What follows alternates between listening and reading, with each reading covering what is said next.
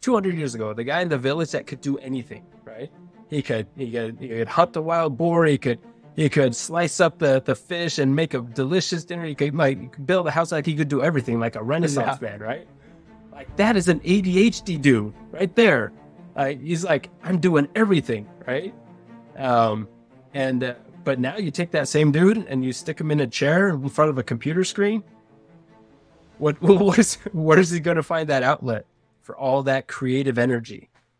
What's up, everyone? Welcome to Nesian News. Our mission is to connect and inspire our Islander community by sharing Islander success stories with everyone. So stay tuned for the full episode.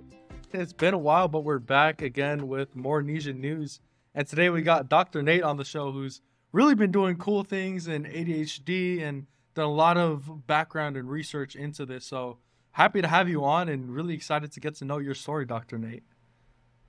Yeah, excited to be here. Thanks for the invite. Yes, sir. Yes, sir. And really to just give overall background, what it is you do, how you even got connected in the first place. Tell me about your journey in the whole education and your background there. Yeah, no, that's a great story.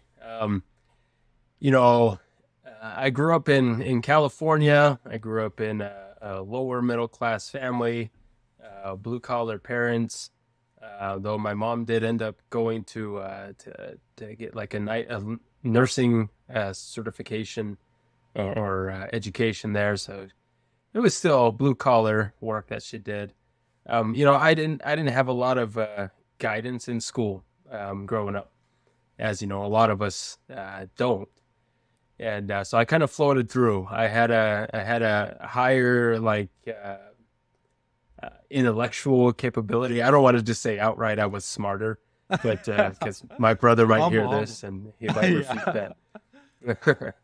But school was easier for me, and so I didn't pick up on a lot of the warning signs of like not having good discipline and like a skill set, a tool set to actually do well after high school. And so when I got to school at BYU, I did I did 2 semesters where I ended up almost kicked out of school because of my grades, and it wasn't until my mom kind of rescued me because I registered for a 3rd semester.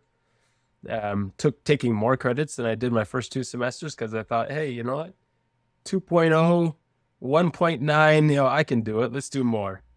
And she was like, hey, how about you take a break and come home and work and save some money and things like that. So I did. I went and served a mission for my church and came back with kind of this a renewed sense of who I was, but it was more of like a cold bath, like knowing that I had some smarts, but I had some disconnect between what I could do and what I knew how to do. And so I just challenged myself with some classes, did well, ended up, graduating eventually. And from that, after graduating with my bachelor's, I did get an MBA from the University of Utah and a doctorate from the University of Nebraska-Lincoln.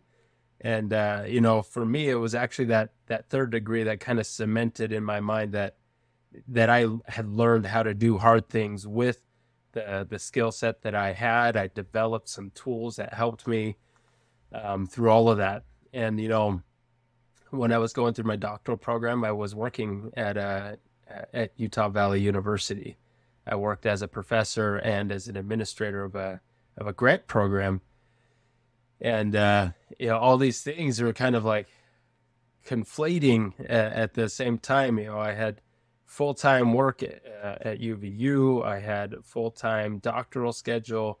We just had our 4th child. And so things at home were busy.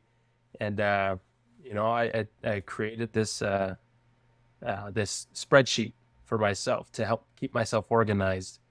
And a couple of people later on, as I was like interviewing for jobs and just getting to know each other, actually recommended that I develop it into a product. And I thought, well, you're crazy. This is just a spreadsheet. What are you talking about?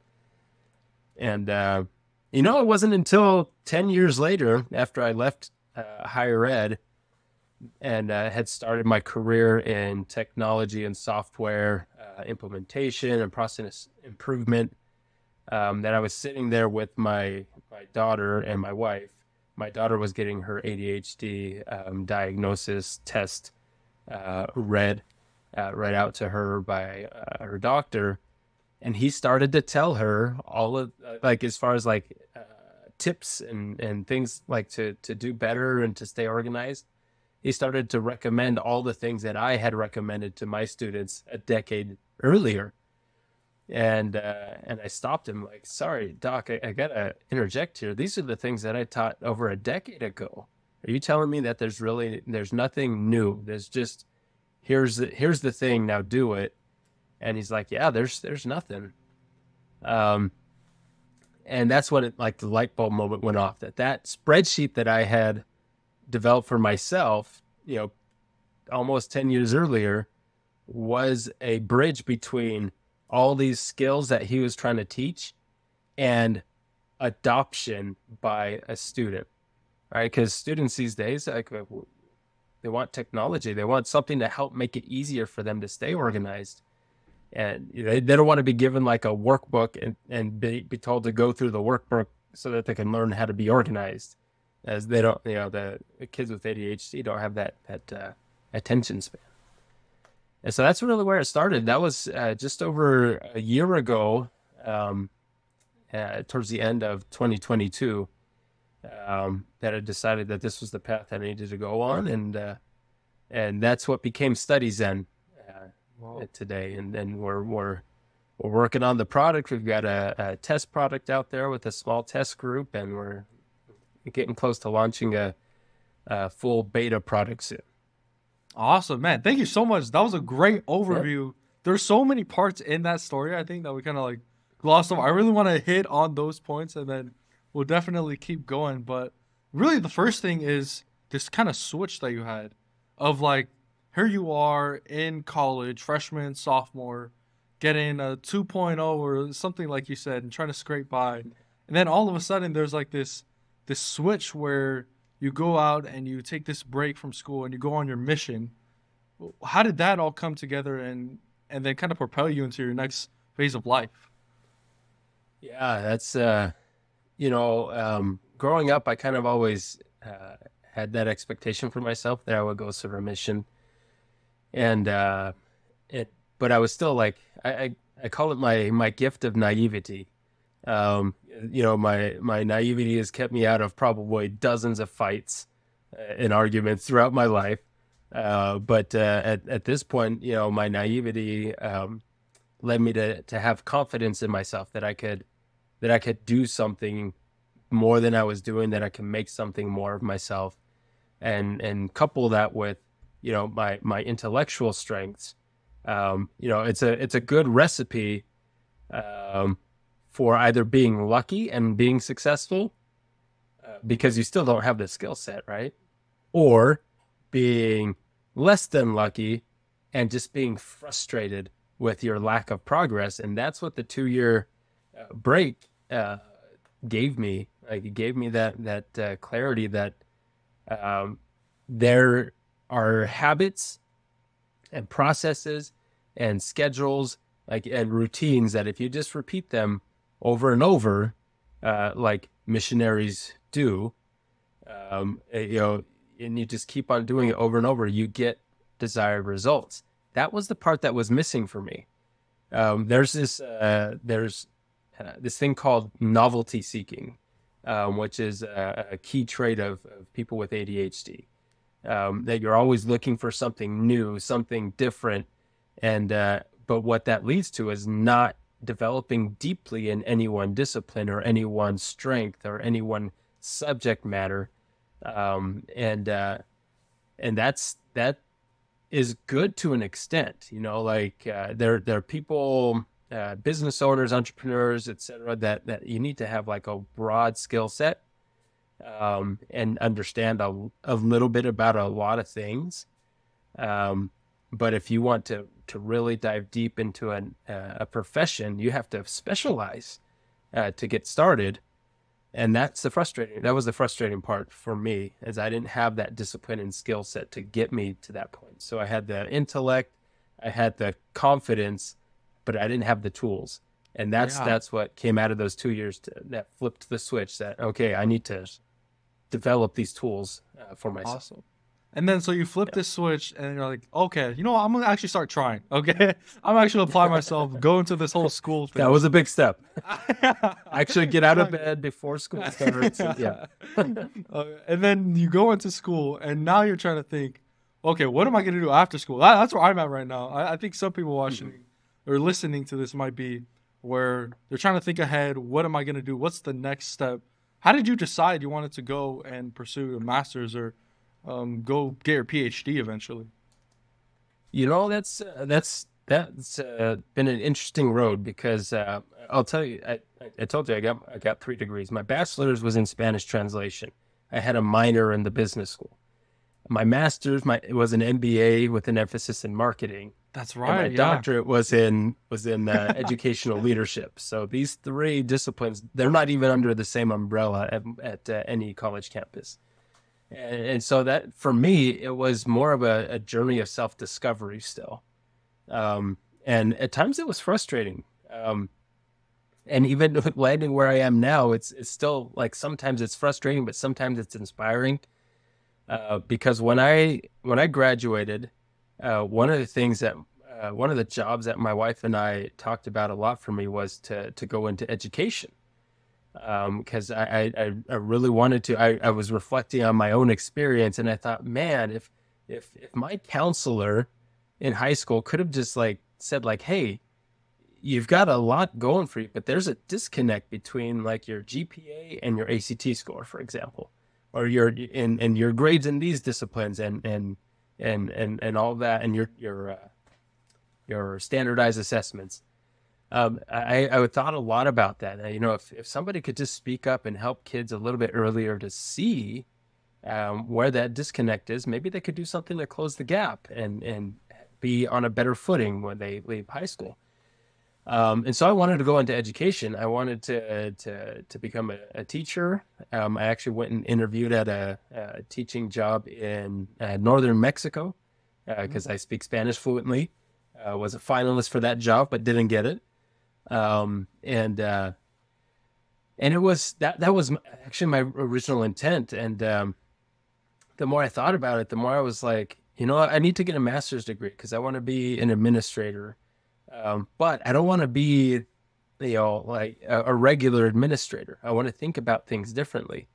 And so at the time, again, with no mentors and no knowing that I could ask anybody to help me, I decided that pursuing an MBA would allow me the management and administrative skills that go along with being a school administrator. Give me accounting and finance, people management, all that sort of thing, but through a different lens. And so that's why I decided to go get an MBA. It was actually to go and be a school administrator somewhere. And that's not how it worked out directly. But after the year that I graduated, I did end up starting later that year in my first role at Utah Valley University. And that was my first education job experience. I stayed there for about 7.5 years, 8 years, and then for another 4 years, 3 or 4 years as an online instructor for BYU Pathways, actually. Cool. Yes. Man, that's kind of crazy how in the moment, I'm sure it is like this for you in those moments. It's how it is for me right now, where we have all these dots. And it's not until you look back at it that there's a line when they're all connecting. But in the moment, it's just, It's so confusing where all these things will lead to. And so for you, there's all these dots where, okay, first, you kind of try to scrape by as a 2.0-ish student. Then eventually you have this switch. You're like, maybe I can actually do this thing of going to school. And then from there, you go to get your master's and then PhD. And then eventually it leads you to this kind of epiphany, this idea, and ideas are great. I think ideas are amazing, but it's not until you actually put those ideas into something that's actually there, that you can see and touch and into the world. And so, how did you go from the idea of StudyZen to, oh, okay, I'm actually going to go and do this and do it legit now? Yeah, no, that's a good question. So I mentioned that I created it for myself when I started my doctoral program, which was in that would have been about 2012 that I created it for myself. And in about 2013, I started working with some friends to develop this tool into something that I could test in the classroom. We called it Smart Syllabus at the time, and we were just all at different points in life.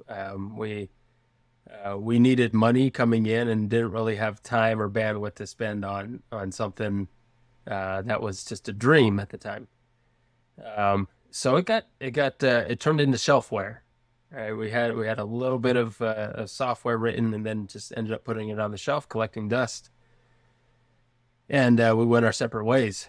But I had actually done a fair amount of work then. I think I knew it was a product that could fit, but it didn't have the traditional product market fit that really it was built for. I didn't at the time know that I had ADHD. I just thought I had problems focusing and organizing myself. Like, two key traits of those with ADHD, right?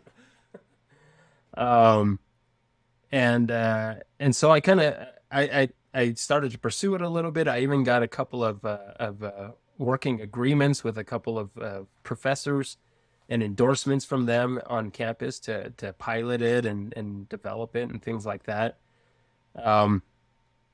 But it didn't end up moving forward the way that I hoped. And man, we even went and pitched at this pitch competition, where we kind of got handed ourselves, it was handed to us, back at the, in the back of the what's it called? Back of the woodshed, right? Like, we didn't do well. And we're like, oh man, forget it. We got to move on. We don't have time to spend on this. And it really wasn't until sitting in that office with my daughter that it finally clicked that the tool that I had created was because of my ADHD, and that's why it was so effective for me. And then sitting there and listening to the doctor say all the things that I put into this spreadsheet, because I was teaching those things to students, and I took all of them, I kind of implemented them into the spreadsheet and everything, and it finally clicked that that's why it was so effective for me. Just to give you a glimpse into that, I say it was effective. When you pursue a doctoral program, you have to do a dissertation. Before you do a dissertation, you have to defend a proposal for your research. And typically the proposal, it takes anywhere from like 2 to 3 years for a student to get to that point where they're like ready to defend their proposal and they know what they want to research. By using my spreadsheet, I went from, new student to proposal defended and accepted in 10 months. Wow. And it was nothing short of like just awestruck advisors and review board, because they were like, I don't get how you did this so fast. How are you doing this? And I kind of explained a little bit, but they were like, whoa, okay, just like, you keep going. You did all the work, and yeah, we accept it and keep going. It was actually after that, I took a different job as an administrator, and all of my free time got sucked up in this administration job. And so I hit a slow period of progress on my dissertation. I did about 9 months worth of work over the next 4 years after getting that proposal approved. So it was kind of silly, but circumstances changed and things like that. So, yeah, man, that's the whole story. Like, just it was a part of me. There was, like you said, these common threads you don't realize that they're common threads until you see the whole tapestry. Right? And I think that's where I'm at this point in life, is that, I can point to specific things in my bachelor's program that I implement today in StudyZen. Same thing with my MBA, same thing with my doctorate. But I didn't know it at the time. And it wasn't until the light bulb moment of realizing and accepting that I have ADHD that it all clicked. So that's one point that I want to like kind of make emphasis on here, is that knowing and accepting yourself as you are now isn't a death sentence, isn't a life sentence to how you will forever be. It is an indication of where you are now, and you use where you are now and learn about where you want to go, and you build the bridge between where you are and where you want to go, and then you follow that path. And there's something inside of us as humans, and maybe especially as Polynesians, that where we pride ourselves on being happy, on being like family oriented, and doing anything we can for our community and for those that we love and people around us. And because of all that outward focus, a lot of times we lose who we are internally. And that can lead to a lot of struggle down the road. So I've heard people say that they don't believe that ADHD exists. Like it's not a real thing. People just need to focus more, be more disciplined. It's very real. Like it's kind of crazy to think about now, because like or at least my generation, I think most of us know that it's a thing. But if you go look like my parents, their parents, none of them know that this is like ADHD is real, and all of these other mental, things, they're real. Yeah. And so it's kind of weird when we're trying to speak to the older community or the older folks who are trying to go through things. So, you know what though? Yeah, you remember that I mentioned novelty seeking, right? Novelty seeking has a very close relationship with survival and tribal communal type living, which is where our islander roots really that's where they were, right?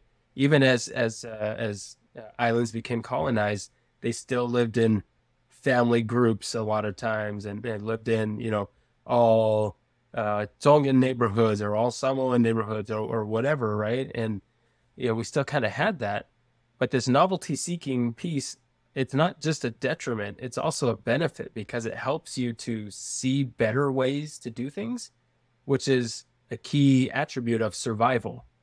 And that's where our parents and our grandparents lived. They lived in that space. So for them, the ADHD symptoms didn't really matter, because that was daily life, right? But now you take progress into account, and I'll say progress in terms of like industrialization and computers and all these things, like just modernization.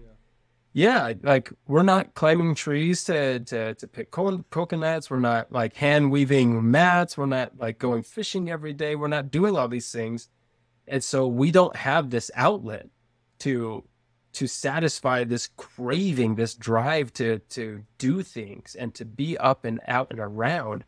And so now our younger generations are starting to struggle with those attributes, those characteristics that were a benefit back then, that are now not in line with how we expect people to do work and to behave. And so now they're presenting as a problem versus a benefit back then. You imagine like the guy imagine 200 years ago, the guy in the village that could do anything, right? He could hunt the wild boar. He could slice up the fish and make a delicious dinner. He could build a house. Like he could do everything, like a Renaissance man, right? Like that is an ADHD dude right there.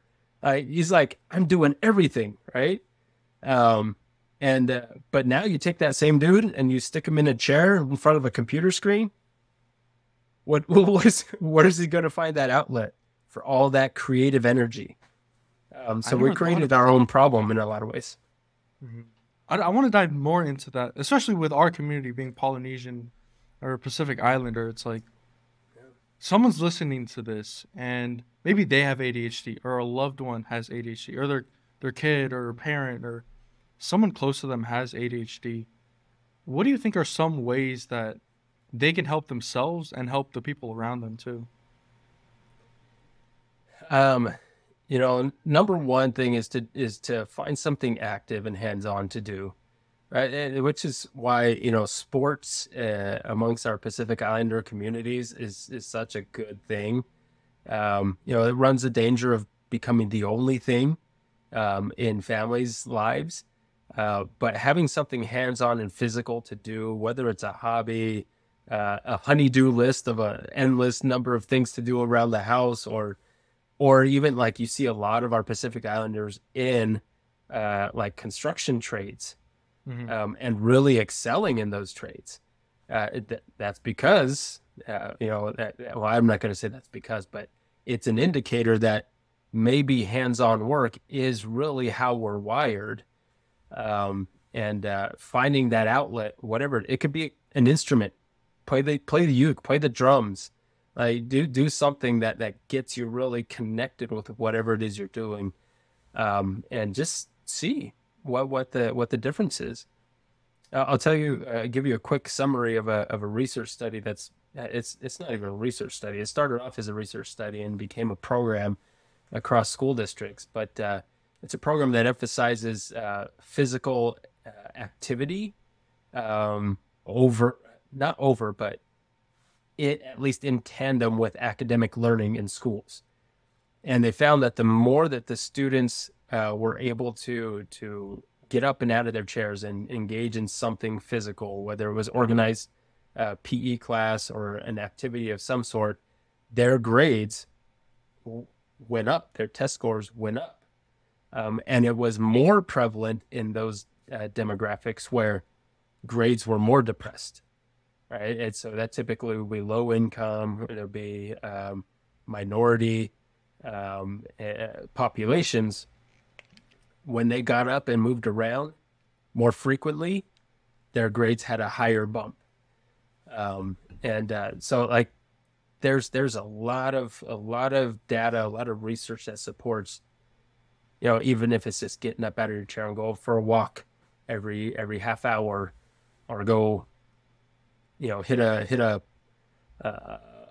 punching bag or something like that. Like just, get that adrenaline going, get the endorphins going. It replenishes the proteins that the brain needs to function well, and then get back to the academic thing. Awesome. That would be a recommendation. And there was something you mentioned, how when you were going through grad school, you became a parent. And as a parent, you're trying to juggle all these things where you're trying to be the husband for your wife, and then be the father to your kids, and then be the student in school, and all these different things that you have to kind of balance and struggle with. And so how, let's say a parent is listening to this, they have a child with ADHD. How can they kind of support their kid through growing up and through school? Oh, I like that question. I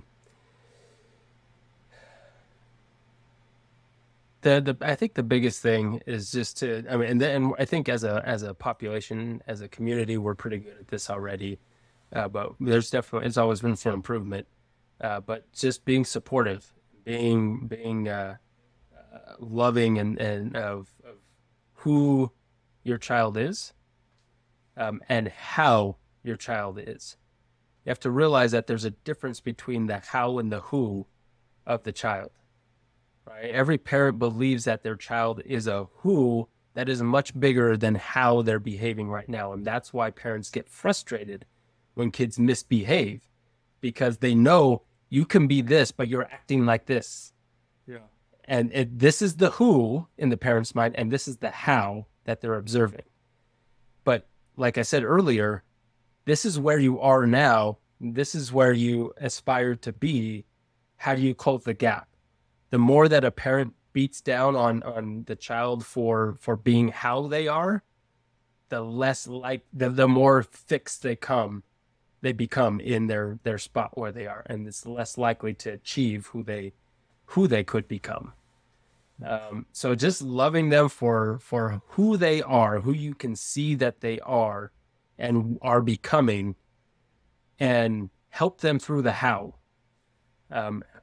Don't pull punches. Tell them like, hey, that was Lolo. That was dumb. Like, don't do that ever again. And if you want to talk about why, we can talk about why, but try this instead. Try that instead, right? Because kids are kids. They don't know everything. They feel and they talk like they know everything, but they don't, and we know that. But you have to let them make their own mistakes, their own stupid choices, so that they can have a moment of learning and introspection to flip that switch that we were talking about earlier. Awesome. Yeah. And that's exactly what StudyZen is all about, is about helping these parents who want their student to become, like you said, the who of what they know they can become, but there's this how that they're seeing, and really closing the gap there. So I'd love to just learn more about StudyZen and exactly what it does for parents and students out there who are listening. Yeah, so StudyZen is an app that helps kids with ADHD stay organized in schoolwork, and it does it according to their strengths. And the way that we start is with a really easy, simple intake assessment, where basically it's a self-reflection assessment. Am I good at math? Do I do well in group work, presentations, and things like that? And from that, we take the information that you give us and create a suggested study schedule. The suggested study schedule also shows up for the parent, so they can see, that this kid should be working on these things today. This kid should be working on these things today. And as the kid completes those in their app or in their interface, if they have the app on their device, as they complete them, then the parent can see that reflected in the student profile on theirs as well.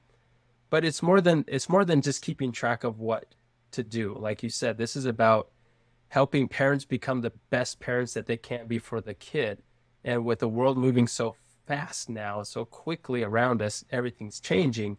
It's hard as a parent to keep track of everything and the best ways to be a parent and all this, and even what they're supposed to be doing today, right? So we take the noise out of what are they supposed to be working on today and put it in front of them really easily. But as the student uses those and uses the app, and as we get reports back on their grades or the performance on different things, then we're able to take that data and bring out some aha moments for the parent and the student, where the maybe the parent did this assessment because the parent does an assessment of the student as well. The student does an assessment of themselves. Maybe where those don't match up, right? Where the student thinks they're good at this, but the parent thinks they struggle. And after using it for a while, the data will tell us, like, who do we tell is right or wrong? We say, like, hey, mom, like, you thought your kid was struggling with math? He's actually 37% better than other kids like him. And it's just, and you should go give him a pat on the back for that. Go congratulate him. It's trying to create those moments where the parent can let us do the heavy lifting of the data side and understanding, and surface it to them so that they can take that and be the amazing parent that most parents want to be. And base it in reality. So, and it's not fluff. It's not like, just building up his self-confidence, even though, he's really not that good, right? And here's a participation trophy, right? Those are the moments that StudyZen is established to create. And that's what really drives us, is to help strengthen that bond between parent and child, and teacher and child, and teacher and parent, to lift the child as they go through school. That's really, really cool. And with StudyZen, you're putting on this event where you're trying to go out and educate kids who maybe they're struggling with ADHD or or parents or teachers who are teaching kids who have ADHD. And so tell me about this event, who's coming, and what's going to be a part of it. Yeah, we're super excited. We've actually got 2 events next Thursday on January 25th, both hosted at the Silicon Slopes headquarters in Lehi, Utah. And the first one is at 3:30, and that is a discussion panel where we're trying to get people in the room who are tech professionals, who are educators, who are parents with kids with ADHD, or people who serve parents or families with ADHD, to start the conversation here in Utah, because we are one of the most entrepreneurial states in the nation, and have a track record of innovation and everything. And by the way, entrepreneurship and innovation have a strong correlation to ADHD. And in this sector, technology, we're always like looking for, we even, seek this thing called a disruptive innovation, something to disrupt an industry. But these disruptive innovations don't come from ho-hum people. They come from people, from kids who are disruptors. But when they're in the classroom and they're disruptive, what do? We try to squash them, saying like, behave, don't think that way, don't talk that way, don't act that way. And it's time that we bring our obvious innovation genes and DNA in the state to really start looking at how we can help our kids that have ADHD. And by the way, in Utah, we have a higher diagnosis rate for kids in K through 12 than any other state. How we can benefit our kids.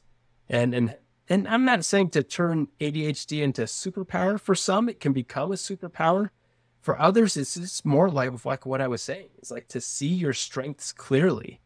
Like knowing yourself is if that was the only outcome and it never turned into a superpower, and we were able to instill self-knowledge in every kid, that would be a win for us. And so that's a conversation that we're trying to start at 3:30 next Thursday. At 6 o'clock, let me rewind. The panelist that we have there, you're going to love this, is the COO of Kids on the Move, which is a large nonprofit that's been around for about 30 years. And they serve kids with disabilities in academic and life settings. And a lot of those kids have ADHD. They also serve kids with autism, kids with Down syndrome, and so on and so forth. So he's going to be on the panel. And the other panelist is none other than Stephen Sharp Nelson, the cellist from the Piano Guys. Yeah. And we're really stoked because he has ADHD, and on almost every stage that he gets a chance to be at the mic, he talks about his journey through life as a kid, as a teenager with ADHD, discovering that he had it, being diagnosed with it, and then how it changed how he viewed himself and how it impacts his creativity today. And obviously, he's had a lot of success because of that creativity. And so we're just looking to start that conversation because we need it. Our kids need it. And we would benefit as a community widely from it. That's awesome. Yeah. So to all my Utah folks out there, I know you're listening because Polynesians love to hang around the Utah states. Yep. Provo, Salt Lake, definitely pull up to Dr. Nate and what he's got going on. So in closing, there's a question that I love asking this, and I always get different responses, and I love hearing it. If you could put up a sign, and this sign goes on every Polynesian and Pacific Islander home, and so millions and millions of Polynesians and Pacific Islanders, they'll see this sign every single day. What would you put on that sign, and why? The thing that comes to mind is something that's close to my heart and my family's heart. It's actually related to my family's motto. Our family motto is Hanamaikai, love more. Like any situation comes up, we do our best to try to love more into that situation to help each other through it. And so what I would say, though, if there could be a sign, it would be love yourself. But there's some caveats with that. And so you have to do the work to know who you are. And whether that's, like academically, athletically, socially, spiritually. Do the work to know who you are. And regardless of what you find out about yourself, love who you are and love how you are. You can always do something to change how you are. But if you don't love who you are, then what's the point of changing how you are? That's what I see. Is that there's a lot of people who I've throughout the years, as a mainlander, Pacific Islander, from the island of California, a lot of times I've felt and experienced, maybe it's real, maybe it's not, but I've felt not being Hawaiian enough. And it wasn't until I was 40 years old that I was like, I'm not just Hawaiian. I'm Mexican, Hawaiian, and Japanese. I'm Mexiwaianizakin. That's my little thing there. I'm like, this is 100% who I am. I can embrace that. That is who I am. I love that. That's who I am. And that's what I try to share and instill in my kids. Like, I'm a quarter Hawaiian, so that means you're an eighth Hawaiian, right? That you're not full Hawaiian, but you know what? There's nobody. There's almost nobody who's full Hawaiian anymore. So who's enough Hawaiian? Well, it all comes down to and the Hawaiian roots are knowing and loving who you are as a child of your family, of your father, your parents, in the lineage that you came from, whether it was a royal lineage or not, and the belief that we have of our connection with the earth and the sea and the air and everything around us. That's who we are. You have to know more about who you are, do the work, and then love who you are, and then everything in your life changes. So that's what it would be. It would be love yourself. Love yourself. I love that. And I love that you're Mexiwaianizakin. Is that it? Mexiwaianizakin. That's right. Right on. So if someone wants to reach out, connect with you, how can they do that and support what you're doing? Yeah, absolutely. Easiest ways are email and text. So my email is drnate, DRNATE, at TryStudyZen.com. And my phone number, honestly, text me if you feel the need. It's 801-787-7678. It spells 801 support. In case that makes it a little easier to remember. Right on, right on. Okay. Thank you, Dr. Nate, for your time. It was great learning more about you and your story. Good luck with StudyZen and everything that has to offer. Yes, sir. Thank you, Ro. Appreciate it. Hey, you made it. Thanks for listening to this Islander success story. If you want more of these, head over to Nesian.news. Sign up for our newsletter. We'll send you an email every single time we put an Islander success story out there. And remember, our mission is to connect and inspire Islanders around the world.